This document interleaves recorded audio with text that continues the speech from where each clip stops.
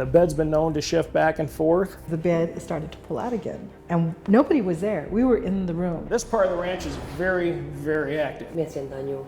Sometimes they were harmful to me. There's somebody that likes to harm. Lights turn on and off by themselves. We saw the legs of a little boy crawling underneath this table right out here. Welcome to the Haunted Case Files Arizona with your hosts Jamie and Rod, the vidcast that brings you real case evidence from investigations, including audio and video segments connected with that investigation. Tonight's case, Haunted Tubac. We thought it'd be nice to start with one of our favorite haunts, include some funny segments towards the end for your enjoyment to help enlighten your spirits during this pandemic lockdown. Let's start with a little information about the Otero Ranch House, which is in the center of the Tubac Golf Resort and Spa, located about 15 minutes south of Tucson. Jamie, you'd like to give us a little information about the Otero family? I would love to. Let's get right to it. The Otero Ranch House down in Tubac, Arizona. In 1789, the King of Spain granted 28-year-old Don Toribio de Otero the first land grant for a house and 4 farming lots in the Spanish territory of Primaria Alta. To show his appreciation, Otero planted fruit trees around the estate, provided soldiers with supplies and arms, and took care of their horses. Otero and his family maintained the modest farm and established the foundation for what later became the largest cattle empire in Arizona.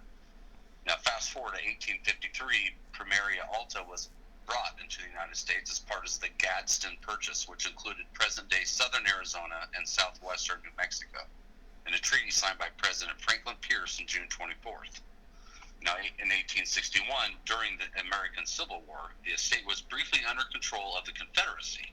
With an absence of troops surrounding the Presidio, the estate experienced numerous attacks by the Indians, which caused the Otero family to fear for their safety. By this time, Toribio Otero's 19-year-old grandson, Sabino, had become head of the family and had guided his family across the border to Bazzani. It was in Bazzani where the Otero family learned to raise cattle. In 1870, when the Otero family returned to Arizona after the war was over, Sabino began to establish his cattle farm by building up his herds. He supplied various other presidios that were established to fight Geronimo and the Apaches. With the railroad expansion, ranching became incredibly profitable. A notable citizen of the Tucson community, Sabino soon earned the esteemed title Cattle King of Arizona on both sides of the border. In 1914, Sabino died and his younger brother, Teofilo, inherited, which included 7 ranches. However, due to a series of droughts and increased competition, Teofilo sold all the ranches except the old family land grant and began to travel and indulge in a lavish lifestyle. Despite his extravagant taste, Teofilo remained a loyal citizen of his village and deeded a parcel of land for a new schoolhouse that still stands near the old Presidio. Teofilo died in the ranch in 1941 and changed owners several times, including Joanna Schenkel Davis, an early aviator who flew in the famed Women's Air Derby of 1929, and colorful local banker and real estate baron Wirt Bowman. In 1959, a group of businessmen, headed by the late, great Bing Crosby, who was an avid golfer, acquired the Otero Ranch and began the operation that today is Tubac Golf Resort and Spa. They painstakingly preserved the historic integrity of the original Presidio, and today the presence of generations of Oteros can still be felt throughout the property. Wow, that's quite a history, the Otero family. That's a great history. And, that it spans about, almost 200 years there. So, and that was just a few clips and snippets of it. So, there's a lot of history down at the Otero Ranch House. So they had the Civil War there. They had the battle barons. They had the Apache. They had just about everything going on down there. So there's a lot of rumors, a lot of history, just like Arizona. 110 years of nothing but bloody wars and history to go about. So the Otero Ranch House is 200 plus years old. We know that. Take a little back. It was about 2008 when we were contacted by a local IT gentleman. He was the service organizational person for taking care of their computers down in the Otero suites. He stayed one night late. He was working down there, and what he told us is he was given the ranch house itself to be able to sleep overnight. It was late. He didn't want to drive back to Phoenix. And while he's sleeping in the ranch house, he laid down on a couch. He didn't feel like he wanted to mess up the bed. The couch is pushed against a wall, and the drapes are thrown over top of him.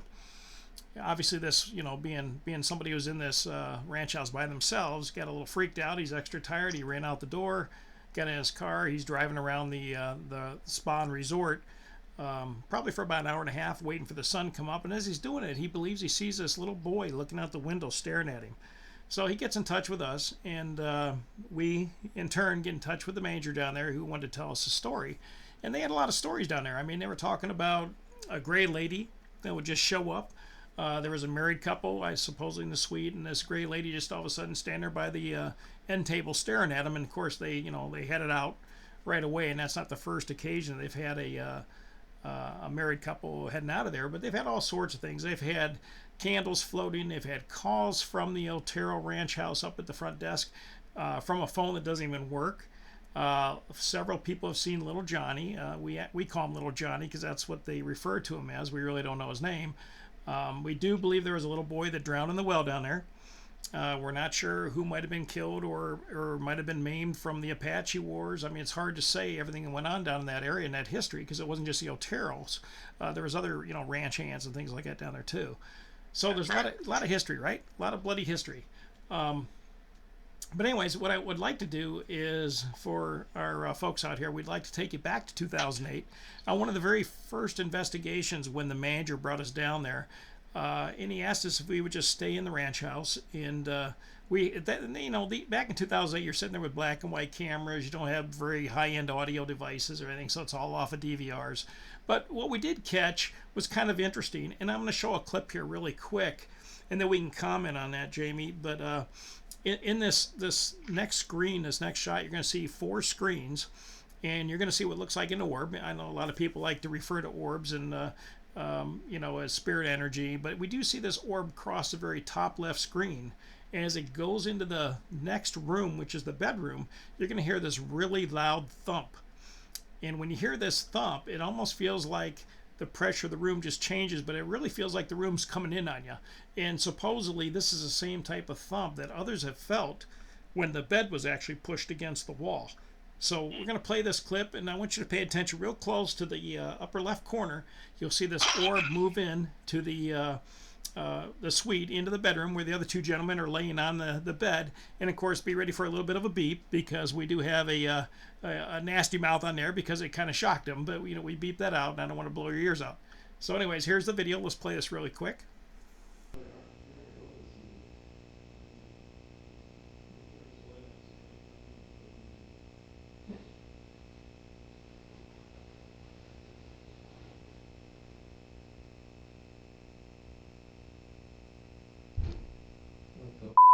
What the hell was that? So after seeing that, Jamie, we've felt pressure changes in locations before, right? I mean, the extent, not actually the room thumping, but we've been in places where we've actually felt like the pressure was changing enough to actually pop our eardrums and make us feel uncomfortable, wouldn't you say? Oh yeah, I would say at least 75% of the locations we go to, there's some kind of pressure change. Where you're right, where our ears are, even just one ear, which is really odd, but just one ear will pop and not the other. But that's very common, and that definitely happened down there every time we went down there. Yeah, I know you've slept on the bed several times, and one thing that was kind of interesting about that is we did find that it was several years later. It was in 2011 actually, which is what the next clip is from. But it was in 2011. And if I remember correctly, the IT guy came down there long enough to walk inside, and he said where the bed is where the couch used to be. So he was shocked to see that the couch was actually against the front window. He said, oh no, that couch was in the main bedroom, and that's where he was sleeping. So the same place that all this activity happens around the bed was actually where the couch was. So it doesn't matter if it's the couch or the bed, it was just in that location. Yeah, so it seems like it's that room more than it is, the items in the room, because the item moved and it didn't move with the item, right? So that's right. Kind of interesting. But anyways, let's go ahead and take everybody to 2011. We have some new members. The team changes out once in a while. We started this with family back in 2008, and then we started moving into a lot of volunteers and folks coming in there. And we wanted to go back down there. We had more modern equipment. We had some HD night vision stuff. But just to describe this next segment, in the driveway of the ranch house, there's the front where the cars park, and then you have to walk around the back to bring your stuff in. So, instead of trying to trek through the main long meeting room and stuff like that, a lot of times we'll just walk around. It's a nice little walk around the back side and take our equipment in. Well, in this particular time, we're walking our equipment around the back. We take it inside. We're setting the cooler down first. We want to get the cooler out of the truck. We got our drinks for the night because it's going to be a long night, a long haul. We put the cooler down, and we put a couple bags. We leave the room.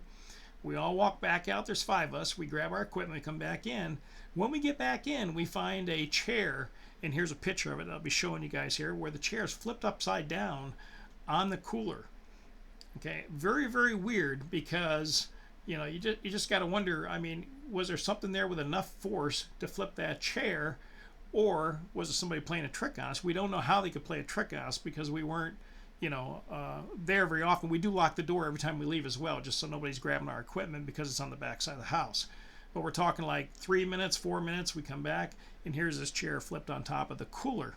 So you start to ask yourself, does this really happen? Can spirits really move things like this and flip them over, that kind of energy? Your thoughts on that, Jamie? Well, absolutely. Spirits, they can manifest all kinds of energy. More often than not, it's not going to be a lot of energy, but we've seen it time and time again where they can manifest enough energy to move a cord, move a piece of our equipment, or even flip a chair. So right. it doesn't surprise me at all that they had that. Yes. That kind of power, especially if they haven't been exposed to people looking for them. I think there's a lot more opportunity for them. They have a lot more energy to do stuff, because maybe they're more angry, because people don't usually go looking for ghosts, probably for them in certain locations. So that's kind of a theory I think we've all shared with each other. The more you investigate a location, the less stuff you get after a while. But if you go into some place once or twice, then it seems like there's more activity. So I think this is a prime example of that. Yeah, I agree, and I think the same energy it takes to flip a chair or to do something like that is probably the same energy it takes to manifest. And they've had manifestations down there where they've seen full apparitions. So I guess that does take a lot of energy. The one thing we did find when we were talking to the staff, of course, you know how we do that. We always go have our dinner first, right? A nice big lunch underneath the oak tree, and then we go back in. But we were talking to the staff. One of the workers mentioned that it might have been Sam who flipped the chair on top. So this is the first time we've had a name. Now, this could be a name that they, just like little Johnny, that they gave the little boy. Now, we've seen the little boy. Actually seen him crawling under a table once, just the back legs.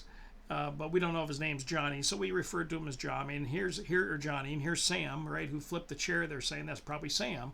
So we thought this would be kind of interesting. So we thought we'd go back and ask that question to see if it was Sam who flipped the cooler. So let me go ahead and play this next segment real quick.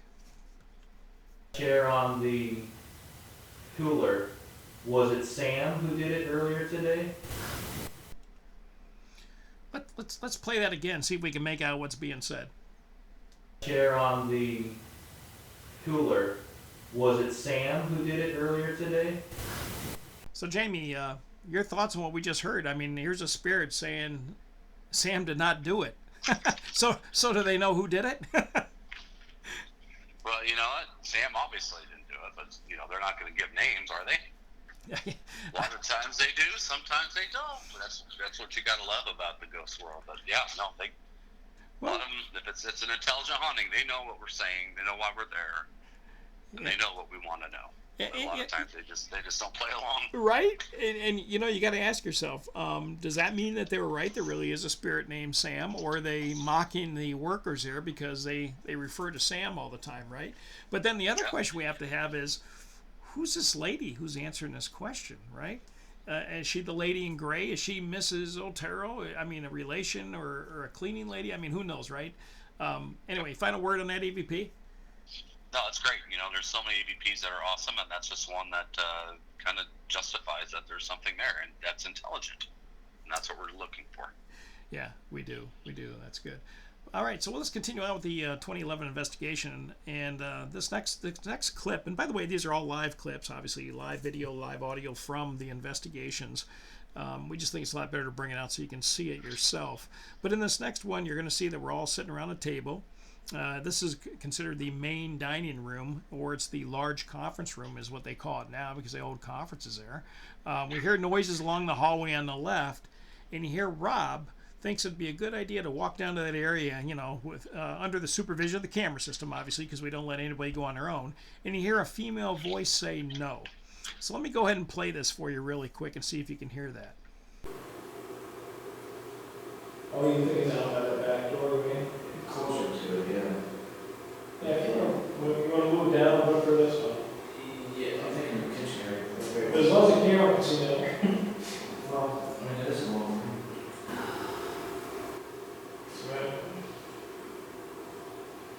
So did you hear that really creepy long no?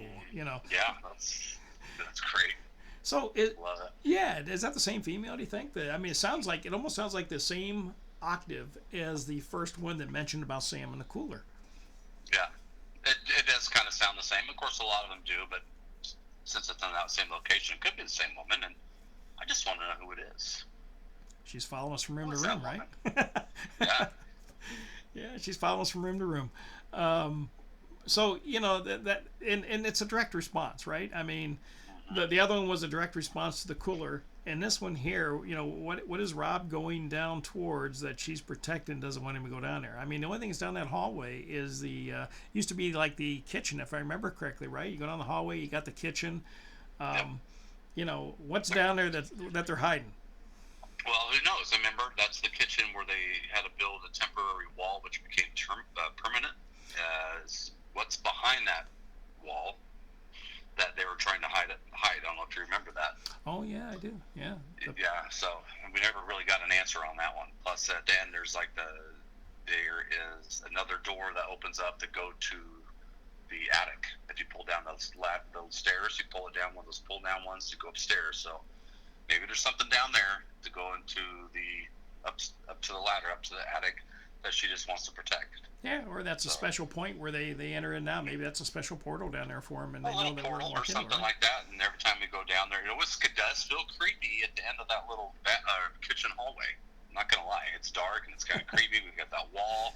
We don't know what's behind that wall, and then the ladder to going up to the attic, which we never did get to go up to. So that maybe under next time we'll have to go up in there. So yeah, that's another thing. A lot of spirits like to hang out in the attic. We'll take it a little further next time. Anyways, let's take it now into a little more of the dark side of Tubac. I mean, we've had a little bit of, they're playing games with us and doing things, but let's take it towards. Let's show there's a little bit of a dark side there too, and I think we need to bring that out before we get into the fun, laughter, and good stuff. But back, one more thing that happened during this time frame was because the cooler had the chair flipped on top of it. Two of the investigators thought it was really funny, and we don't normally play tricks on each other like this, but they just couldn't get past it. They knew the camera systems were set up, they were recording, they knew that we'd go look at them, that we're going to see them, and everybody's going to laugh and say it's a big joke. So what do? They sneak back in while we're still at supper. They stack two chairs in the kitchen, and then they roll back really quick, and they sit down like nothing ever happened. They just went to the bathroom. We go down there, and of course we walk in, we see these two chairs, and of course as an investigator seeing two chairs stacked on top of each other, we get excited, right? We're thinking something's happened, that's why we're gone again. I mean, this is going to be a really good night. So we go to grab the cameras because we didn't want to get twice. We missed it once on camera because we were setting things down. So we set up the cameras before we left. We don't want to miss it. So we're looking at the cameras while we're doing that. Obviously, these two guys start laughing. So we know they played a joke. Well, that was funny at the time, but I don't think the spirits of Tubac thought it was funny, which makes me tend to, Jamie, it makes me tend to believe that the chair was flipped on top of the cooler by a spirit, because this next thing we're going to play, they were not very happy that the chairs were stacked by investigators. So I'm going to go. Thought they were getting mocked, huh? I'm thinking that, and we'll let the obviously the audience can choose that for themselves too. But I mean, that's what it seems like. It seems like they were being mocked by these other two investigators doing their own thing, making fun of it, and this is what happened. So we're down in the offices, the manager's offices now they call it. They've got really thin doors where they used to have the cowhands and that they'd go through these little stable doors, and they're very, very tiny. Each office has one. It's still original stuff. I happen to be in one of the back offices, and in the middle, that's where these two investigators that played the joke, and one had his wife with him, because we've always had couples on the team. It works out well if couples do the same thing. But anyways, one of the investigators with his wife, he all of a sudden walks through the door, and he just starts staring at me, and he's giving me these brown eyes that were just like piercing. And I swear I got the feeling he was going to just take a swing at me. And of course, almost like he just wasn't him. He wasn't under control. His name was Ryan. That's all we'll give you at this point. But anyways, so I go up and I grab him and I put a bear hug on him as he's trying to get away. His wife comes up from behind, puts her hand on his shoulder saying, "What's wrong with you?" And next thing you know, she's thrown down to the floor. Literally just goes backwards to the floor. And at that point, I take the one gentleman, Ryan, I drag him outside. The other gentleman, who was the other male investigator that played the joke, he picked up his wife and he moved her to the outside too. So what I'm going to play here next is just an audio clip of her and what she said happened. So take a listen to this. And again, this is kind of more the dark side of Tubac, and this happened not in the ranch house, but in the manager offices. But you would like to hear this this next segment. Here we go. I felt it so strong. I was standing right there where you were, and as soon as you opened the door, I don't know what happened to you, but all of a sudden it hit me. I feel like nothing like too crazy. Took me over. I mean, look, the last time I was something. Yeah, I got lightheaded too. I couldn't breathe, and I just like all my energy just left, and I couldn't even stand up anymore. So Jamie, do you think this could have been the spirits dealing with the two guys, or acting, because they were acting like spirits and trying to hoax us? Do you think this was them trying to get even with them? Well, it could be. I mean, there's really no way to know for sure unless they just came out and told us. But since, it's in a different building, maybe there's just, we know there's spirits in that other building as well, right? Yes. So maybe it's just totally something different. It could be. Which wouldn't surprise me at all. So we've come across some nasty spirits in our time that we thought, they were just keep on, inflicting torment on us, and we kind of discovered that it was another spirit in a different location on the same property. So it could be either one, but it's hard to tell what it is. Well, but it's something there that didn't like those two guys, or certainly didn't like Ryan. Why? I don't think they like those. I don't think they liked either one of them in a way. But and there's a clip further down the road that adds to that too. But I will say this, and to see somebody go down like that and then have some audio evidence of what happened. So I had my recorder going on my arm at the time, and what you're going to hear next, and if we play this and we clean up all stuff, but listen very hard. You almost hear a spirit yelling at his wife saying, "When I say sit, I mean sit now." And I'm going to play this audio clip real quick for everybody. And here it goes. That's not very nice of you to do that.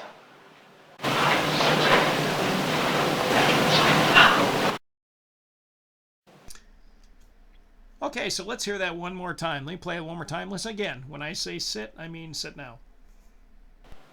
That's not very nice of you to do that.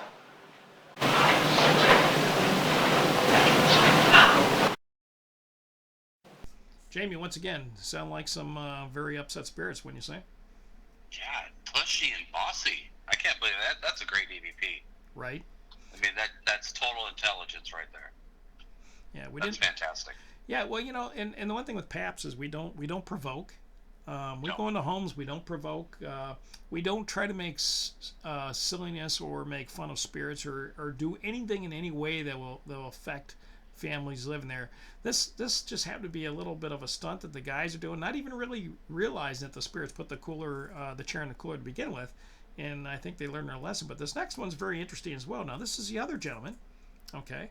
And he's standing there talking to me, and, he's saying, I'd like to sleep over in this office to determine what happened. Well, it's probably a good thing he didn't, because the next clip captured on my audio recorder on my arm sounds like a spirit saying, "Why don't you?" Let me go ahead and play this for you. Yeah, I'd like to stay here myself personally and see what's going on. Let's play that one more time for you. Again, listen for "Why don't you?" Yeah, I'd like to stay here myself personally and see what's going on. You know, I truly believe that this investigator stayed in the office overnight, that harm would come to him for the stud. Don't you think, Jamie? Yeah, that ghost is trying to antagonize him to stay and see what happens. So maybe you're right. It might be a good thing he did stay in there that night. Well, there has been other issues with some staff in those managers' offices. In fact, they after this happened, they took our advice. They have salt lamps on all their tables and all their desks. They have tea leaves hanging from their doors. I mean, they've done everything they can possibly do to keep it calm in there because they didn't realize just how hostile something could be in there. And they took our word for it. I'm glad they did. Yeah, and they all have stories. Everybody that works in that little manager's office, they all have stories too. So.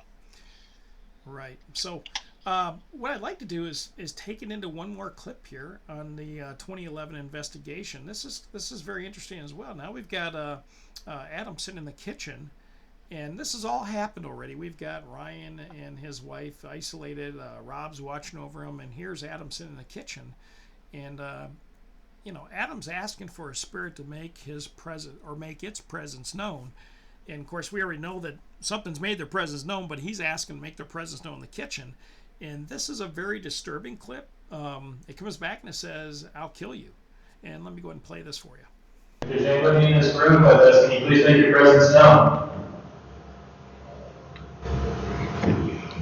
Do you guys hear that? Okay, let me play that one more time for you again. And you're listening for "I'll kill you." If there's anybody in this room with us, can you please make your presence known? Do you guys hear that? Jamie, I may be wrong, but at this time I believe the spirit's very upset and wants us out of the ranch house. What do you think? Yeah, I think at this point they're tired of us being there. And they want us out. They're tired of us messing around and diving our noses into their business, and they want us out, I think. And the sad part about it is, we can hear a lot of the spirits now. We may catch them. We do live EVPs, but during these times, we wouldn't know this until we went back and listened to that information. Of course, as soon as we got back and we heard this about "I'll kill you" and the other stuff going on, we got a hold of the Tubac Ranch House right away, or Tubac Spa and Golf Resort, to make sure that they knew that there was something down there. It just was malevolent. It wasn't very nice. Again, they did take heed of that, and they did put stuff in there. But we did go back. I mean, you know how we are. We do the same. we find a place. Let me interrupt you real quick. At this point, I still haven't even been down there because those first couple of times you guys as a team went, I wasn't even on the team yet. So I think the next time, this one was my first time down. Yeah, this would be 2013. This would be the first trip down there. That's right. Absolutely. Yeah. Team number 3, and this is our longest standing team, one of the best teams we've had, so it's working out well. But yeah, let me play this next one. So this is us again. We're sitting around that large table. This actually was earlier in the night when I was standing there and I saw what looked like the legs of a child, and like bears. I don't know if you want to call it like some sort of skin type pants. I saw the legs going to the table. But anyways, here's an audible sigh that we all heard when we're sitting around the table. Again, now we're starting to get more keen. We're hearing things more, right? Because we've been in the dark a lot, and your senses start to get more in tune with things. And so this is just a sigh around the table, but you're going to hear it. And let me play this for you real quick. Now it's time to come up here. Those guys are down there. Yeah. Come on up here. Please come to the table with us.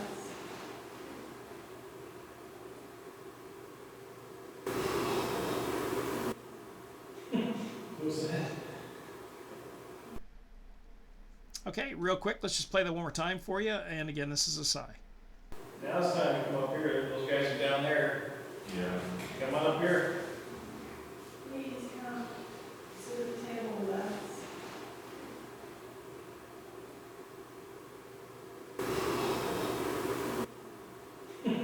Who's that? So, Jamie, does it amaze you how often and how open these spirits are? I mean, how they're starting to be. It's almost like we're almost starting to feel like we're part of their family down there, right? Well, at times when like we were talking about earlier, when you go to a place a lot, you might not get as much in the way of evidence as you did in the first couple of times. But it seems like at the same time, yeah, they're welcoming us more. They know who we are. It's what you refer to as the paranormal playbook, right? They know we're coming, so they want to kind of maybe put on a little show and be nice to us and, talk to us where we could hear them with our own, naked ears when they become disembodied voices. And when you get a EVP like that that just confirms a lot. Yeah, and that paranormal playbook. Yeah, and that paranormal playbook you're talking about, that's kind of interesting because even with cases today, we one of two things are going to happen when they know we're coming. They're either going to get very, very active for us, or they're just going to disappear, depending on what our reputation is in that playbook. So it's very interesting. But yeah, they have a sense of. I think being down there a lot. I mean, like even this last time in 2013 down there, I didn't get any sleep at all. I know I'm saying Johnny. I don't know if it was Johnny or not, but somebody kept bumping my chair back and forth every time I'd fall asleep. They'd bump the side of my chair and bump me to the other side to wake me up, and I'll never forget that. I mean, I was up all night long because I could not sleep. He just wouldn't let me, or she, whoever. But this is kind of interesting too. So in this next audio clip, I don't really understand it. We're making a notion that we're all friends, and and that's what we do. We like to say we're all friends. We're just here to, have you show yourself or tell us your story. And this is a very weird response. That might be poop. So let me go ahead and play this real quick. Our friends that do this. I say friends because we are. Okay, let's hear that one more time again. That might be poop. Our friends that do this. I say friends because we are. So anyways, I was hoping the spirit, might respond with that might be true, that we're friends, but that might be poop. I don't even know what to think about this, do you? Well, at least they're being nice about it, and they're not using worse names for poop, I guess, like you could say. But yeah, that's interesting. That's really funny. That might be poop. So yeah, I don't know. I mean, that's their way. That's probably their way of humor too. I mean, we don't. to even say a full sentence like that probably takes a lot of energy, as it is. Because we're used to what, like 2-3 word, phrases, or not even sentences most of the time. It's very hard. That's right. So, but anyways, and I did mention, after the 2011 investigation, the offices were now using salt in all their on their desks and tea leaves, which somebody gave them that idea. But they said it's been quiet. We called them before we went down there in 2013. They said it's been very, very quiet.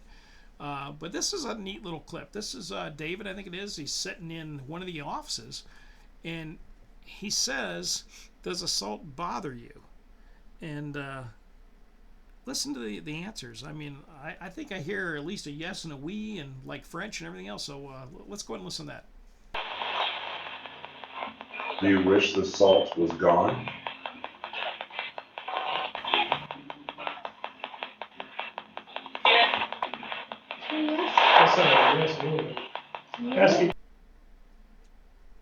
Okay, let's take a listen one more time. Again, this is Dave in the office saying, "Does assault bother you?" And here's a very positive result for that. Do you wish the salt was gone?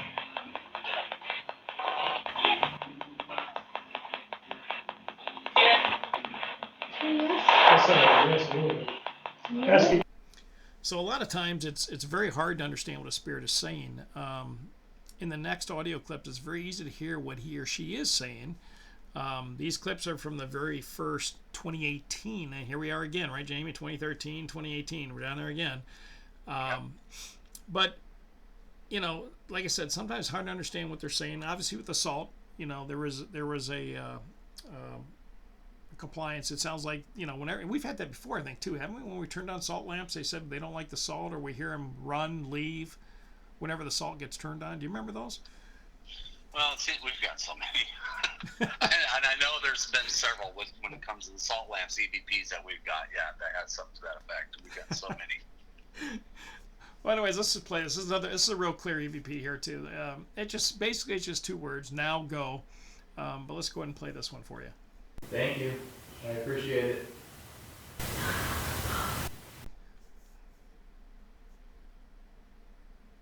All right, let's hear this one more time. Thank you. I appreciate it. And again, we don't hear these EVPs until after the evidence has gone over. I mean, unless we hear a live audible remark, we do hear those once in a blue moon, right? But it appears to me that the spirits really don't want anyone in their house. I mean, do we get that a lot, don't we, Jamie? To get out or go or? Yeah, I mean, get out all the time. And we hear, like you were saying, we hear get out with our as a disembodied voice with our naked ears all the time. I can't even tell you. I mean, I think every location we've gone to will get at least a get out on the EVP, on the cameras, or as a disembodied voice. Now, they think that location is still theirs, right? So as a ghost, they still have free will like we do. So to them, they might not know they're dead still. So they think that location and that space is theirs. So I think that's why we hear it quite a bit. So I think it's theirs. So if you were to take a vote, we get more get outs or more stays? No, definitely more get outs. Without question.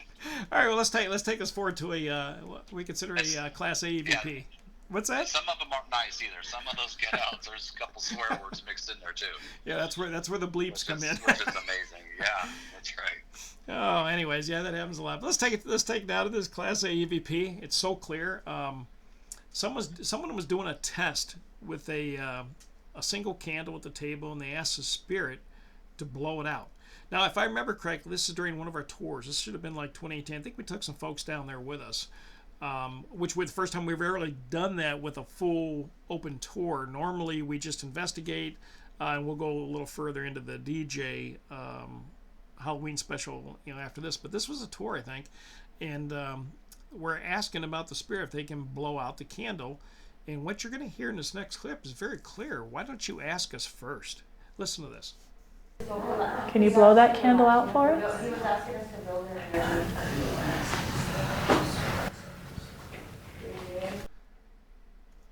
Again, very clear. Class A EVP. Let's hear one more time. Why don't you ask us first? Can you blow that candle out for us? He was asking us to build So it's very strange to hear a clear EVP, and minutes later, a very long go. Some spirits seem to be more interested in the tour, and others, just want you to get out. What I'd like to do is play in this next one. This kind of goes along, Jamie, what we were talking about with the get out all the time. This one's just a very, very, well, let's listen to this first. Let's talk about it afterwards. Let me play this clip. It says go. Well, earlier today we had a bunch of interference and then the full sentence. Right. Yeah. Is anyone here with us? And one more time. Let's play it one more time for go. Well, earlier today we had a bunch of interference and then the full sentence. Right. Yeah. Is anyone here with us? So, Jamie, what do you think the difference is between, we hear very clear goes, and then we hear go, or we'll hear no, and then we hear no. Do you think do you think some spirits just having a hard time trying to say the word, or to scare us? Well, I don't know. I think it's just maybe lost in the barrier of the different worlds. What they're saying, keep in mind, there's a huge vibrational vortex or energy frequency that separates our world from their world. So it could be just distorted differently. I mean, they could be yelling it as loud as they can, but we're only able to hear, a fraction of what they're saying, right? That's true. So maybe when we hear a whisper, to them, they're yelling. So, different octaves and frequencies and stuff like that. So it's really hard to say, I'm sure they're saying it most of the time to scare us. Okay, one more final clip on this one here with the actual tour. And Jamie, I think this is actually your audio clip. I think this came off of your arm. Do you remember the recorder when this child spirit said "mommy"? I do. Okay, where was that at? Do you remember? That was my recorder was in the bedroom. So they had in the bedroom of that main suite. You had the bedroom, and then there's like the living room or sitting room with the kitchen, off to the gotcha. Right to the room next to it. So my recorder was, I do believe it was in that little sitting area where the living room with couches and the kitchen and stuff like that. Yeah, it was in the middle of the night. Little girl. I mean, it sounds like a little girl or a little boy saying "mommy." And then I think also within like 10 or 15 minutes of that, there was another voice. I think me and you have differing opinions on that one, but it sounded like there was the child was saying, I can't remember the words, I don't know Spanish, but it sounded like it was saying grandma in Spanish. Oh. I remember at that point, but this mommy was so clear. And we've heard that before, yeah. We heard that on the when Channel 12. Okay. So let's play this clip real quick, Mommy. Take a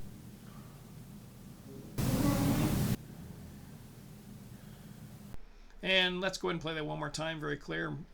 Child saying Mommy.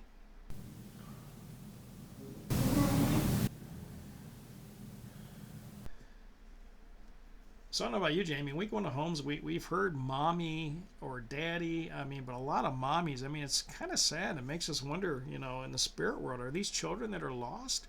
You know, why are they there? You know, why haven't they moved on, or why weren't they taken by the honing angel? I mean, why are they stuck behind, still looking for their mom or dad? It doesn't make a lot of sense to me.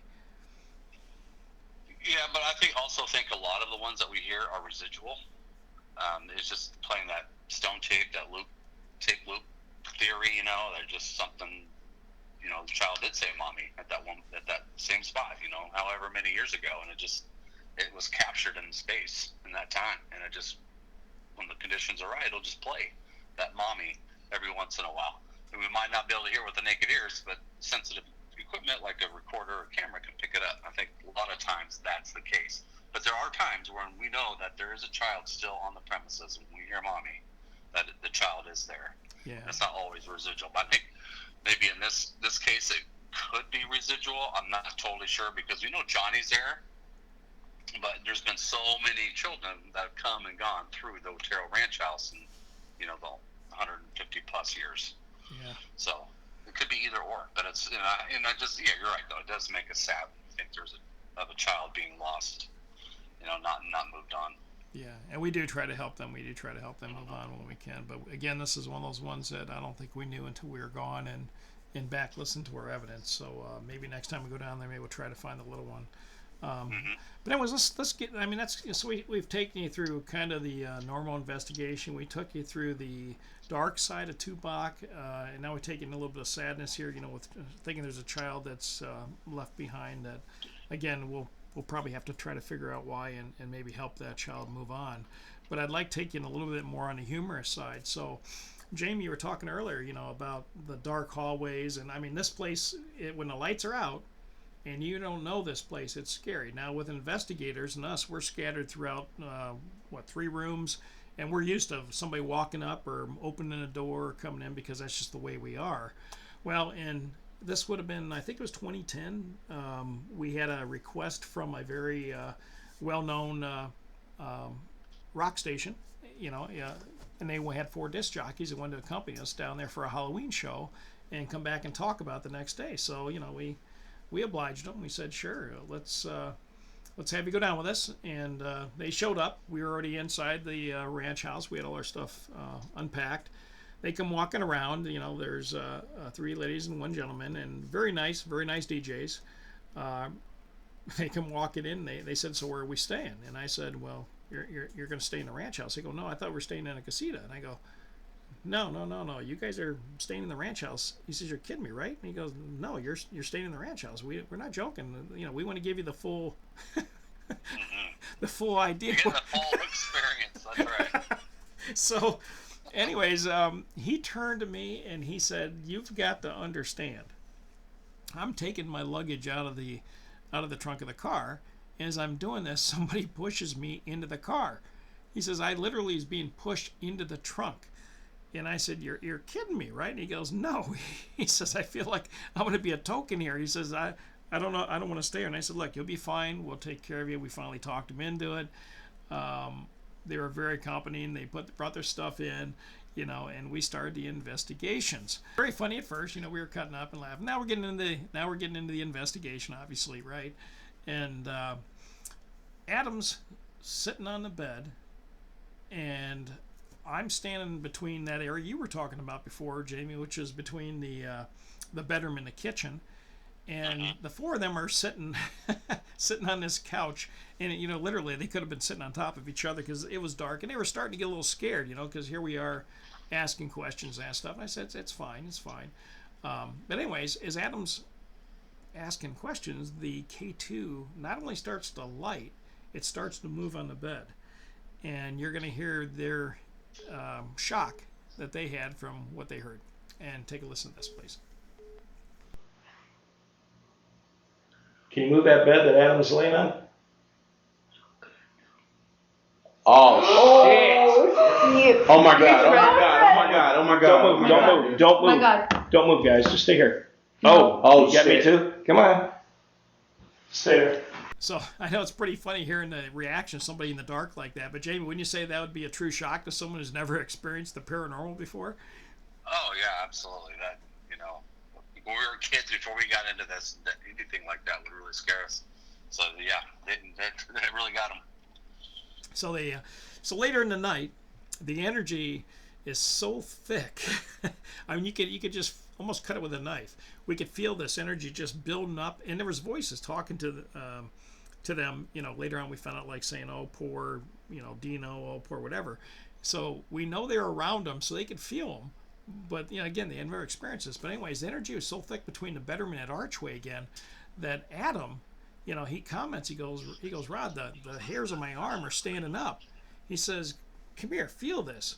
So I start to go near Adam, and literally a 6-inch blue light spark goes from my hand to his arm. We call it a static shock. And you can hear the snap, and wait till you hear what happened to these DJs and how it shocked them. So take a listen to this, and again, it's humorous, but think about them being in the dark and seeing all this happen. So go ahead and take a listen. Wow. Spider webs? Feel my arm, Rob. Oh! Shit! Shit, dude, let me out of here right now. I swear to God, let me out of here. Let me out of here right now, dude. Let me out of this place right now. Right now, I gotta go. I gotta go right now. I gotta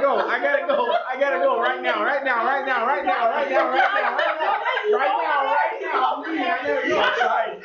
You don't even know what's going on outside. Oh my God. I'm not moving out of here right now. All that happened. It was all static. Holy crap. So at this point, it took everything to keep them in the ranch house. You know, they kept trying to say they got to go home, got to get out of there. And, you know, here we are, and Adam's trying to explain, look, it's not that big of a deal. Look, you know, there's a static area, you know, it discharged, the rise, he comes in. And the part that really got him then was, here comes a female investigator walking through the door. You know, we're used to everybody walking around. And as he's talking to him, she walks up behind him, and oh my gosh, here we go now. And this is kind of funny. You're going to hear them get all excited and a little bit of screams out. But this is what happens when you're in the dark and you don't know what's going on. So take a listen, a little bit of fun. But let me tell you what happened. I'm going to hang with this guy. I like him. I can't breathe, dude. It's all right. Let me tell you what happened, just so you understand what happened. I was only kidding about you being the token guy, man. Oh. Is there somebody to be?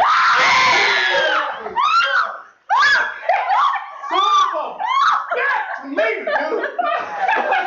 Dude, I'm out. I swear to God, I'm leaving. Get out of here. And we just got one more thing to play really quick here. Now you got these folks on edge. You know, they've already gone through somebody walking up behind somebody. Atmosphere's thick. You know, they've seen things move. And here they are sitting in a room where they're doing a spirit box and voices are starting to come out. And I should have known better. I didn't. I would go walking into a door to go meet up with everybody from one side of the ranch house. And again, you can hear the excitement in this clip. Let me play it real quick. I like that. I was a little chilly. So.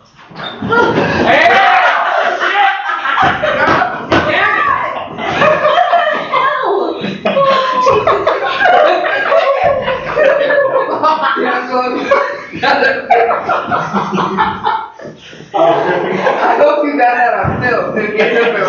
Oh yeah, camera right there. Okay, listen. Yo, we need to go. We have to stop doing that. Erica, you have to stop doing that. I'm scared as shit right now. You're scaring me when you do that, man. But every time she does that, everybody gets scared. Amy, I think think we're probably the same way, right? In the beginning, as far as on the edge. I mean, in the darkness when we first started this, going into homes, going into businesses. I mean, you're in the dark. You don't know what's behind you. Every little noise, every little touch. I mean, you feel like you're on edge at first, don't you? Yeah, you're in complete darkness. Your senses are really peaked and heightened. It's hard to trust anything, even your own brain, and let alone something you think is paranormal happening or ghost creeping up on you. You're gonna lose it. So that's what happened there. Totally. They're really troopers. I never laughed so hard my entire life. In fact, I was hoarse by the time we got out of there that night. In fact, you'll probably hear in this very next final clip we'll leave you with. But they went back, and I remember them telling me, they said that they had to sleep with their lights on. They couldn't go to they couldn't go to bed anymore. They were talking about how scared they were, and they were actually some of our best followers. I think they still follow us on Facebook, and that's, they're probably going to get a big kick out of this one more time. But Tubac, there's a lot of history there. Again, Arizona has a lot of history, and that's what we're trying to show with the haunted case files. But just to keep in mind that things that go bump in the night, I'm not here to make you believe yes or no, but I think by looking at some of these clips, will kind of help you make up your own mind. What do you think, Jamie? Yeah, I mean, what else can you do? I mean, we put the evidence out there for people to decide on their own whether they believe it or not. But it's a lot of fun, a lot of dark stuff down there, and like what you've been showing, a lot of fun stuff too. So yeah, that's a good point. We don't want to put that thought in your head whether or not they're real. Just look and see what we got for evidence. Well, that's good. Thank you. We want to thank everybody for taking a chance to listen to us. We have many case files and lots of evidence, things to go over. We just thought it'd be good to put some of these together, the haunted case files during the lockdown, and before we get full bloom here going out and doing our investigations. We will be bringing up some of our more important cases and probably discussing about what happened to him and playing some of the audio files. But then again, we appreciate that, and we're going to leave you with a little video clip of the disc jockeys leaving the Otero Ranch House. And again, no sleep, but a lot of fun. And thank you for listening. Take care.